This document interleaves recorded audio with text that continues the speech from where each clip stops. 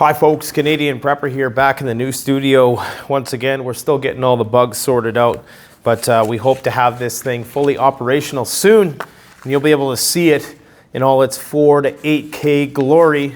You'll be able to see the whole wall. This is just a part of the wall that you can see with this small camera that we got here. How much time do we got? How much time has Big Brother allotted us? I hate this.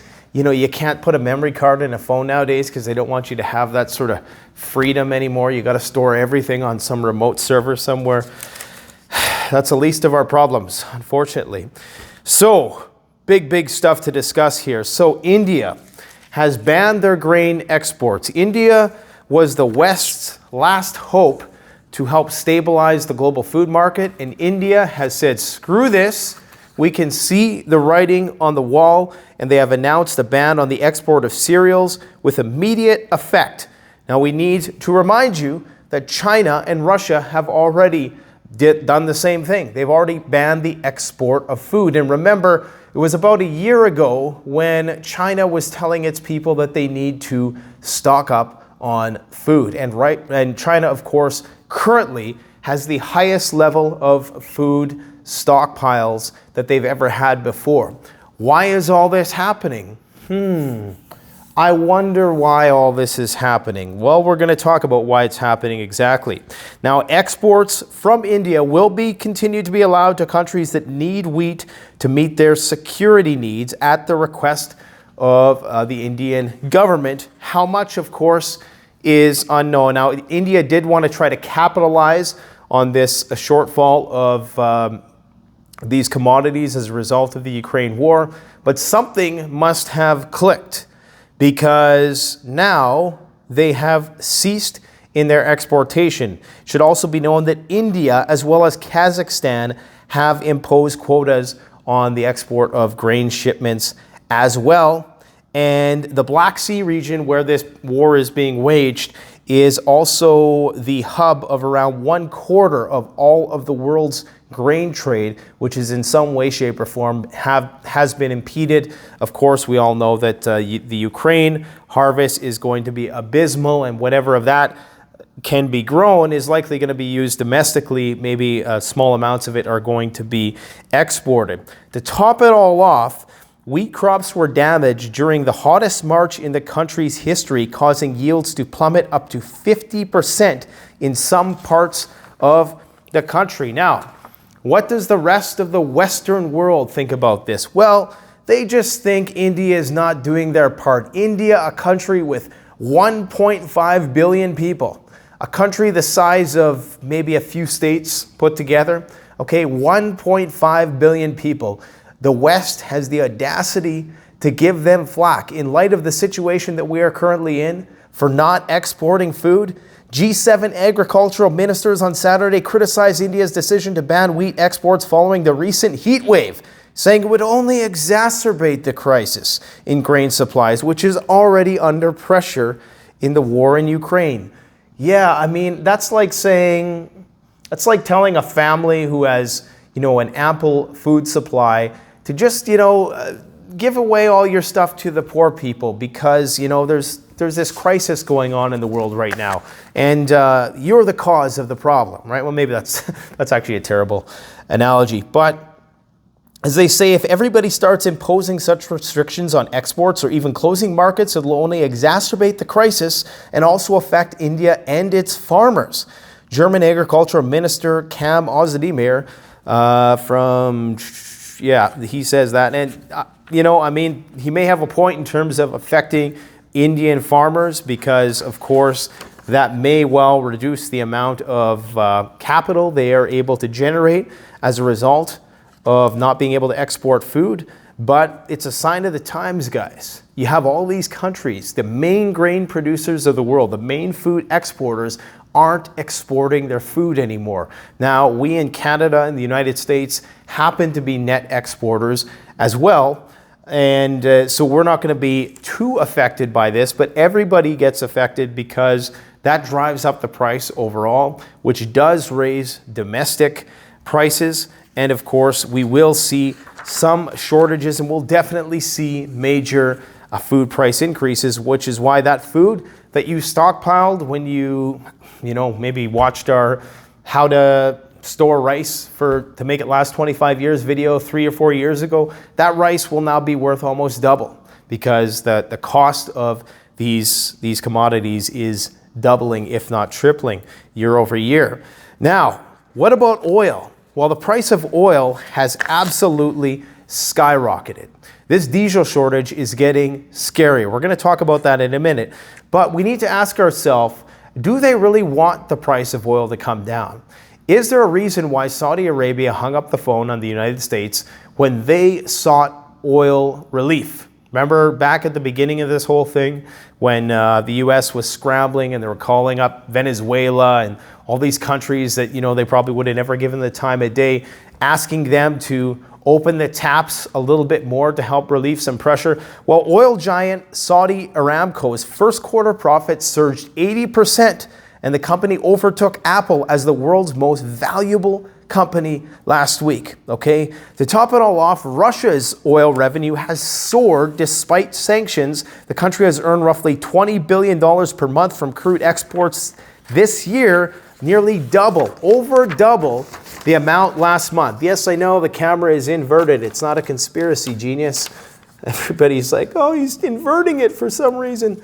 Okay, so this is 2022. This is 2021. You can see Russia is profiting big time from this oil embargo on their country. Go figure. A lot of the excess oil is being shipped to countries like China and India. So, it's not just a result of the price increasing. They've actually had a net increase in export by some 620,000 barrels per day. Craziness, absolute craziness. We are seeing a global restructuring. Do not believe anything that you hear on the mainstream media. Chances are the exact opposite is true, especially with respect to who is winning the WAR. Now, with respect to diesel, guys, this could be incredibly problematic, this diesel crisis. You may not have a diesel car, but everything runs on diesel, whether it's heavy equipment, military equipment, the stuff that transports the gasoline, the stuff that transports all the products to you, planes, the boats, okay, that take the ferry the stuff across the ocean, everything runs on diesel. So the price of everything goes up. And they are talking about diesel rationing. I'm getting messages from all over the United States about how diesel is becoming increasingly more scarce, more expensive, and how they're starting to have to ship diesel to different parts of the country to make up for these shortfalls. So we are potentially just in the beginning of what could be major shortages that just become normalized. These things are just going to become the norm. We're talking about power grid, because there's a lot of, I don't know what the actual amount is, but there's a lot of power stations in certain parts of Canada and the United States that rely on petro fuels in order to generate electricity. So the price of electricity is going to go up. You have many dams which are at record low levels as a result of record high temperatures, among other things, and that is leading to increased costs of energy. So we are entering the age of consequences. Make no mistake, there is no day off from here on in with respects to preparedness. It's just going to become a way of life. The global economy has lost $11 trillion, $7 trillion of that just in the United States economy alone, okay, within the year 2022, within the first quarter of 2022, $7 trillion. Well, not first quarter, but first 4 months, $7 trillion wiped out, okay? And it's not looking like it's going to get any better in the foreseeable future. I think at the time of making this video, futures were down, but that can go up or down. We still got the baby formula thing. There was a story here of Florida parents of twins spent more than 4 hours driving around to find baby formula. Well, in the not so distant future, 4 hours may not be so bad. Eric Schmidt and Kelly Schmidt, both 35 with their twins Lily and Jameson. The twins consume about 15 to 16 formula bottles per day. I can't remember if that was normal when we used formula, if it was, I know we tried to use it rarely, but that seems like a lot. That seems like American babies, if you know what I mean. Maybe I'm off the mark with that. The pair then embarked on a half-day journey in search of formula, any formula, and their quest didn't end there.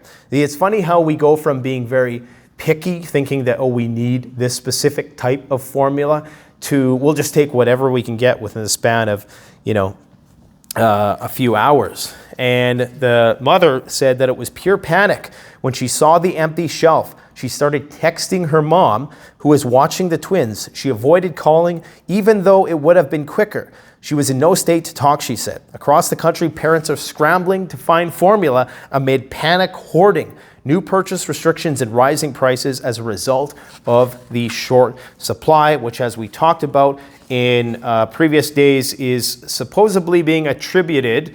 Did I say supposedly? People say I say supposedly and not supposedly. It just kind of rolls off. It's the bilabial sounds. It's a Canadian thing. Or, okay, it's a Nate thing. I admit it. The cause of that was supposedly the result of some sort of bacterial outbreak in the baby formula supply that forced a recall. That seems a little suspicious to me, though. If you ask me, it seems a little bit suspicious. I think there's more to it than that. And of course, supply chain disruptions as a result of the pandemic. That's what they are chalking it up to. Now, in terms of food riots around the world, it's already started in Iran, where 5 were reportedly killed in protests over soaring food prices. This is surprising to me because Iran is a major net exporter of oil and one of the biggest exporters of oil in the world. So they must be seeing their revenues skyrocket. Iran has a nationalized oil program, as far as I know, and so you would think that they would not be removing subsidies on the costs of food at this point in time if they wanted to stabilize their government. Protests sweeping across Iran over surging food prices have left 5 people dead. The unrest follows the government's decision to cut food import subsidies as a part of an austerity package unveiled by President Ibrahim Raisi earlier this week. I probably pronounced that wrong. The scrapping of subsidies has resulted in a dramatic up to 300% increases in prices of everyday goods such as cooking oil, chicken, eggs, and milk. And you're talking about a country which I do believe is a net importer of food. So scary, scary times.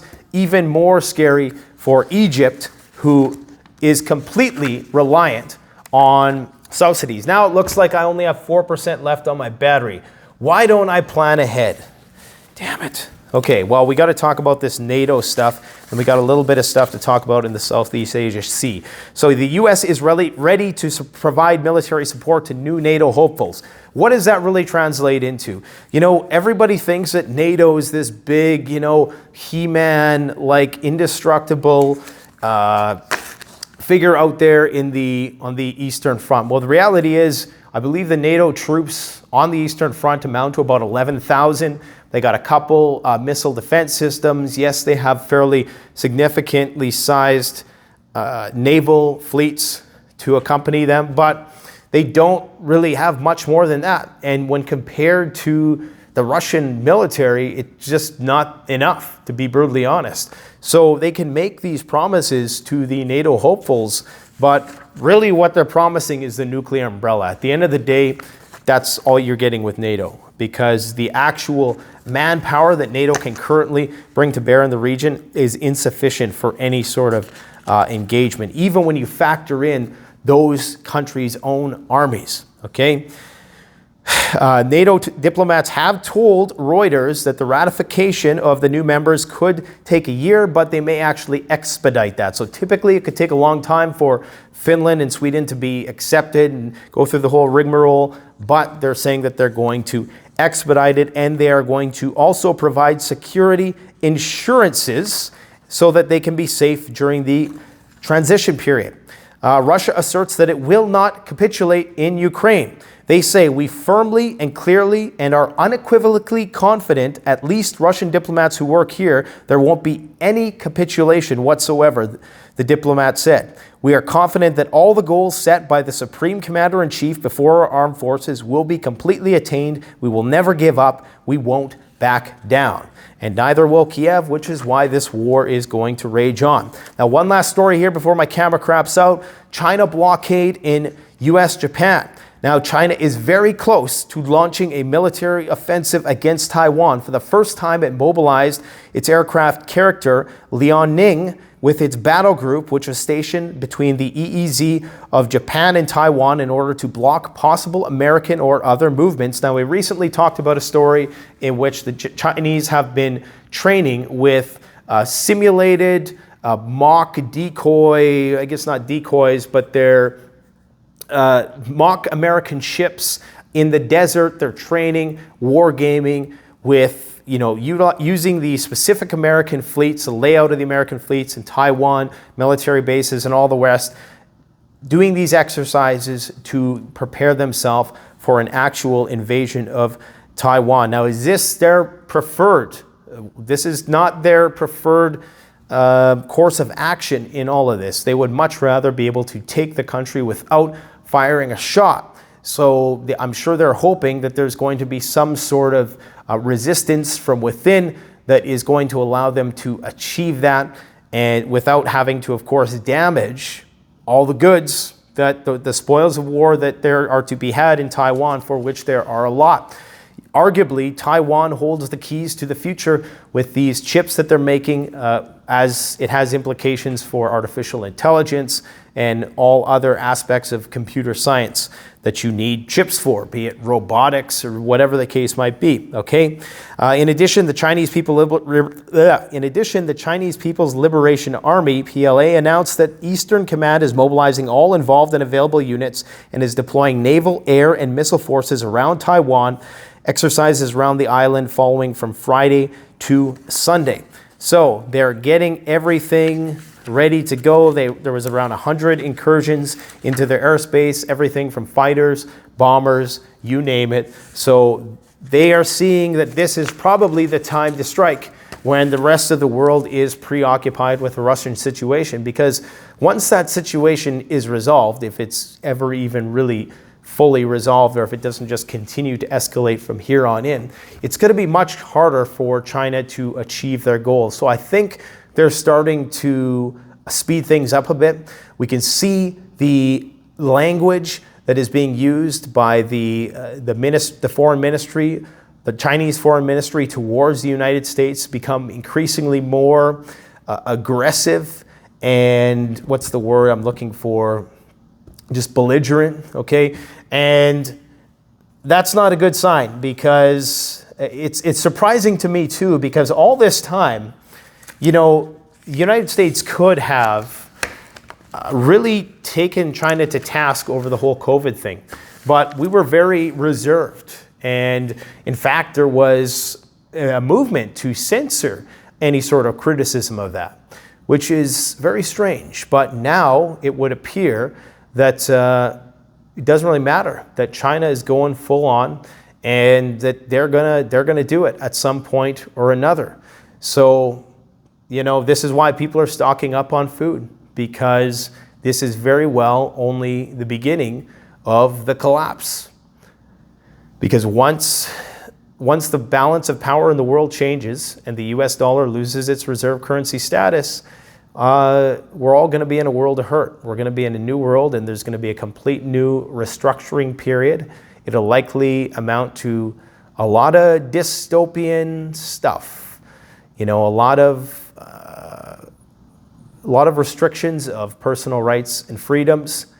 It's going to result in a complete economic reshuffling of the deck, and yeah, it's not going to be good.